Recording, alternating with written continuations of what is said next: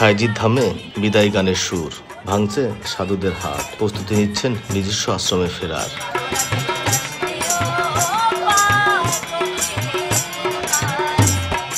রোববার সকালে সিউড়িয়ায় সাইজিকে বিদায় জানিয়ে ভক্তিতে মোমবাতি জ্বালায় সাধু সন্ন্যাসীদের একাংশ। গুরু শিষ্যরা গোল হয়ে মাতেন আলাপচারিতায়, বাণীতে বাণীতে লালন শাহকে স্মরণ করেন ভক্তরা। আসছে দিনে আবার একত্রিত হবার আকাঙ্ক্ষা তাদের। মহব্বত, প্রেম, ভক্তি সবার সঙ্গে করা হয়, এই টানে এখানে আসি সাইজের উদ্দেশ্যে। আসার পরে অনুষ্ঠানটায় আমরা অনেক তৃপ্তি পাই, আত্মার শান্তি পাই। এই বিদায়ের সময় অনেক বুকে ব্যথা নিয়ে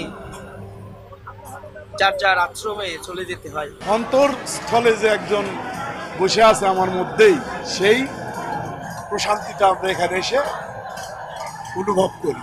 19 অক্টোবর আনুষ্ঠানিকভাবে শেষ হলো প্রথমবারের মতো রাষ্ট্রীয়ভাবে পালন করা 3 দিনব্যাপী লালনের 135তম তিরোধান দিবসের আয়োজন। এস এম রাশেদ, সময় সংবাদ, কুষ্টিয়া।